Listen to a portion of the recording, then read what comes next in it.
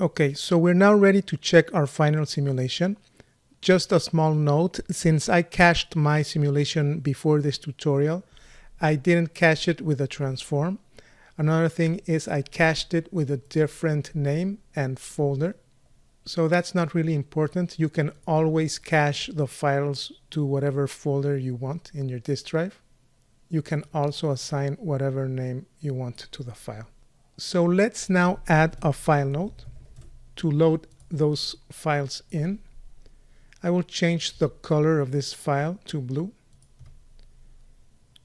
make it active, and I can channel reference the output of my ROP geometry. I will do that by right-clicking on the output file parameter, copying the parameter, and then back on my file node, I will right-click on the geometry file and paste relative references. So as I mentioned before, my cache is still not scaled, so I will copy this transform, paste it just below my file, just to have the intended final transform on my volumes. So I'll press play to take a look.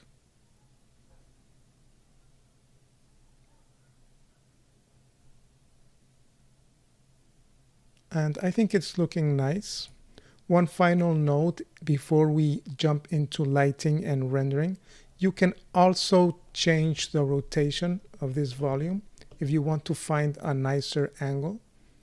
For the purpose of this exercise, I will just leave it on the default, but you can take a bit more time and fine-tune all these details. Okay, so I will move forward in time, more or less on frame 168, and I will start adding some lights. So as usual, I will add a null just below our transform. Let's call it out ink, and we can jump out to the object context. Now we did create a temp light. I will delete this light. I will now add our final lights for the render. And to do so, I will create an aerial light. So one thing I like to do is having my camera perspective active, I like to control click on the aerial light. This way the light will be created with a camera position. And now I can rotate the light by locking the view and then orbiting the view. So I can press Alt, click and drag. I can also click and drag the right button to zoom out. So I'm going to look for an angle where the light is above this volume and towards the right. So I'll aim for a very bright highlight on the top right of the volume, and then we can add a rim light. So let's take a look how this works. First of all, don't forget to turn off the lock view. Go back to your camera view. And before we create our mantra ROP, let's create a material for this volume. So let's dive into the ink geometry node. And just before our out node, we will add a material node.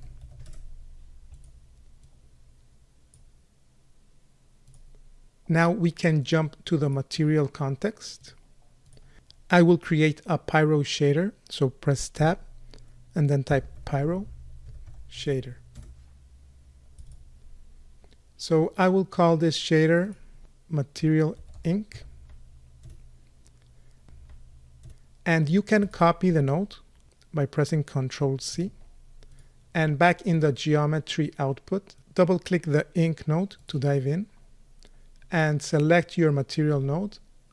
Under the material property, you can type Ctrl V to paste this material and type enter. So now we have assigned this default material. Let's jump back out to the object context. And now we need to create our mantra ROP node. So let's go into the out context, press the tab button and type mantra. You can also change the name of this mantra node. Let's call it ink. And by default, it will render through camera 1, which is fine because that's the name of our camera. If you want to select a specific camera, you can click here on the button to the right and look for a camera on your scene. Just double click and it should be ready to render. So now let's go to the render view.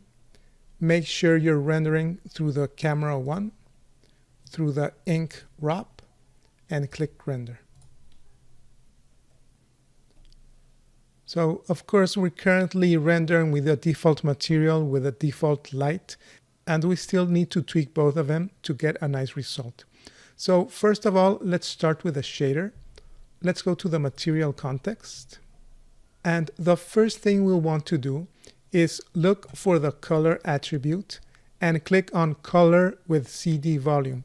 So the shader will look if there's a color volume existing, and it will take the value of that volume and apply it to the shader. And this is great because you can have a huge amount of control, first of all by creating your color on a sub level, and then you can modify it as you wish. For example, we created a keyframe to transition between cyan and magenta, but you can also add noise, or you can also add a texture color to be transferred into the volume. So although this is a good start, we need to drastically increase the density of this volume.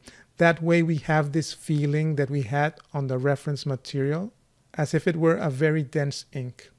So let's go back to the density parameter and scale this by 50.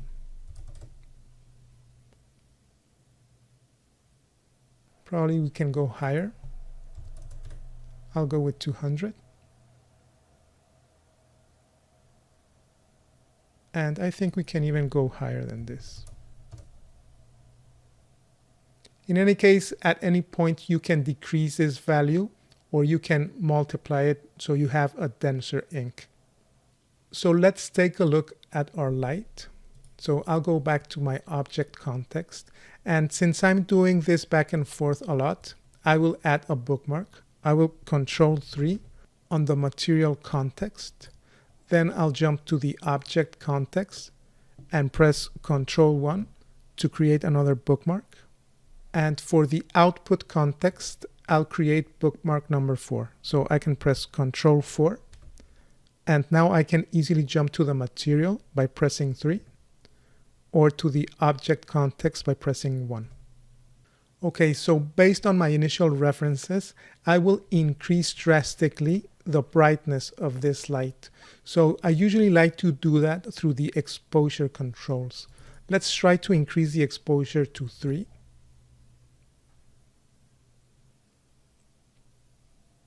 And now we'll start to get a very nice contrast between shadows and light. And I'll go even higher. I'll try with 4.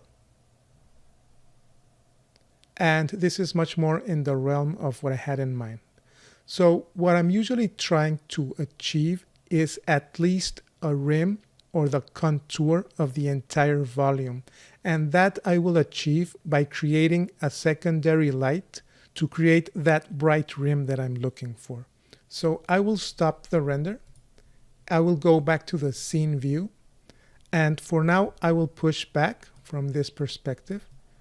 Just want to see where the current light is.